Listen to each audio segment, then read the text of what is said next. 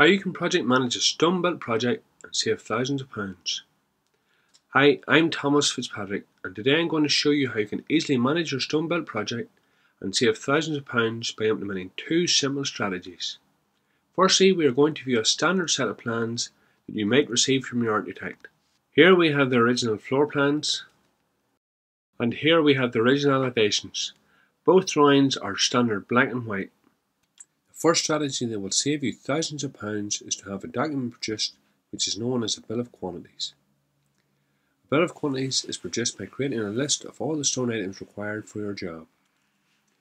When a stone supplier receives a bill of quantities like the one I'm going to show you, they generally give a quotation which is between 5 and 15% cheaper than if you just send them your house drawings. In order to create a bill of quantities, you have two choices: either do it yourself or have someone do it for you. I will now show you how to create a bill of quantities. I used a computer to create mine, but you could do it yourself just using a pen and paper. Firstly, I color code each wall on the elevation drawings. Then I label them and mark in the total area of stone required for each wall. The area of stone required is found by multiplying the height of the wall by the length of the wall. Then, when I have this done, I fill in a spreadsheet with the total area of stone required for each wall. In this spreadsheet, I also fill in the opening areas of the windows. The opening area is then subtracted from the wall area, as there won't be stone required for that area because that's where the windows or doors are going.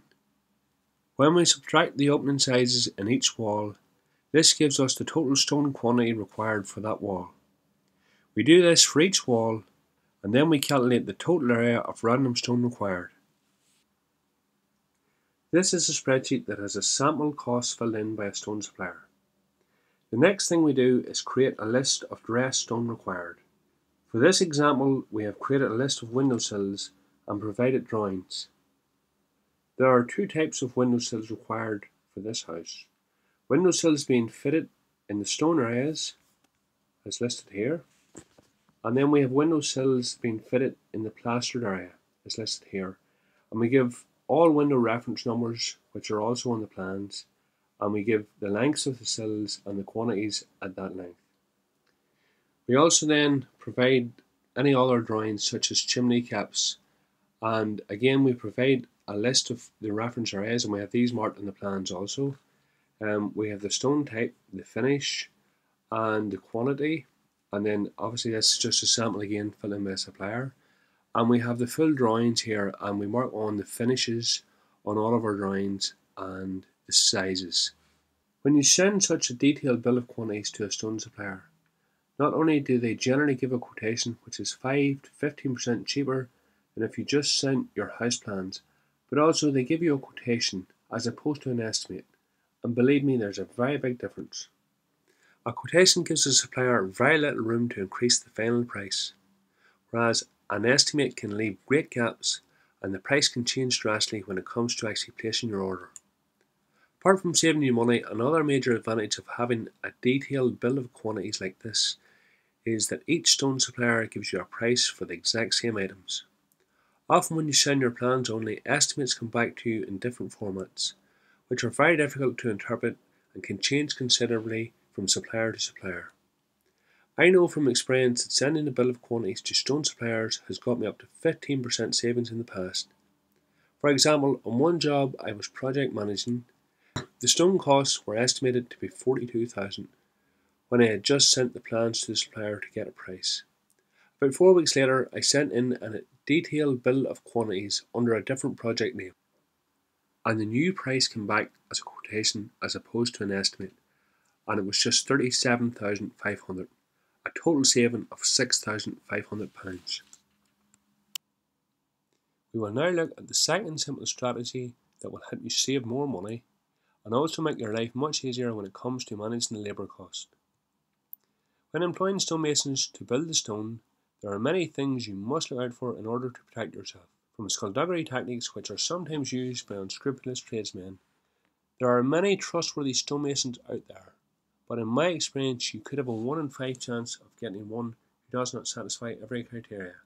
I have met many clients who were less than happy with certain aspects of the workmanship of their stonemasons, and many of those grievances come from some sort of financial dispute. I often hear clients complaining about being overcharged for the amount of area of stone built. This happens when the stonemason charges for, say, 100 metres square, when they only have 50 metres square actually built. It's very difficult for most people to know when they are being overcharged, and many people don't really know how to work out the areas of stone actually built. This technique can be used by tradesmen in order that they can leave your job and go on to another job elsewhere, safe in the knowledge you will have to wait on them coming back, since you have overpaid them for work not yet done. The reason some tradesmen do this is so as they can secure as many jobs as possible at one time to keep them in constant work. And once they have a certain amount of work done, it's like marking their territory, almost like a dog peeing on a post. If a stonemason has started the job, this will put other stonemasons off doing any work on that job, and often tradesmen think that the original guy must not have got paid, otherwise he would have finished it. Now don't be thinking that all tradesmen are bad, because the majority are good, but you do need to protect yourself against any that aren't. And I'm now going to show you how to take control of the labour cost of your project and ensure that you don't fall victim to any such dirty tricks along the way. In this example, we will be using the house drawings that we had coloured and labelled earlier. As you have seen earlier, each individual stone wall of the house is shaded a distinctive colour, and the total areas are marked on each wall, as in area A here, which is a total of 14.53 metres squared. Often when a stonemason charges for work, they include the window and door opening areas as part of the calculation. This is because there is a lot of work in forming the stone reveals around the doors and windows. As the stonemason builds stone on these areas, you will be able to closely monitor their progress and determine how much they are due to be paid at the end of each week. In order to keep a record of the work carried out, we simply took a paper version of these drawings out on site at the end of each week, and we marked off the areas completed that week, and highlighted those areas in a different colour using a new colour of highlighter each week. For example, in area A, the stonemason had built the stone up to a height of 1.67 metres high. So we marked a line on the drawings at 1.67 metres high and shaded the completed areas with a yellow highlighter. You may or may not be comfortable using a measuring tape, but you can always either get someone you trust to do the measuring, or you can at least guesstimate the size of the area. For example, you will be able to tell that the area A has been more than half completed, so you can guess that the area is more than 7 metres square but less than 14.53 square metres. So you'll know within reason if the stonemason is trying to overcharge you or not. We also created a table over here to summarise the weekly records. For example, the yellow code here represents the yellow highlighting on the house drawing. Then we got back to the office and we filled in the details into our record spreadsheet. This spreadsheet has been designed to keep a record and it adjusts figures as new figures are entered. For example, if we mark in 1.63 square metres here, 1.63, you will notice that the balance should go to 0 because there's a total of 1.63 square metres to be built in that area, and we know from our plans that the stonemason has actually built that. So whenever I hit enter on the keyboard, you will notice that these figures should both go to 0 in terms of the balance of stone still due to be built and the balance of money owed. So I'm going to hit enter now, and both figures, as you see, have went to 0. You will notice that we have the areas marked over here on the left hand side, and we also have the weeks. So for example, in area A, week 1, and the date here, the stonemason built 9 metres square in that area, and then in week 2 he finished that area and he built 5.53 metres square, and that's a total of 14.53 metres square, and we have seen that on the elevation drawings, and we'll just take a look at that once more.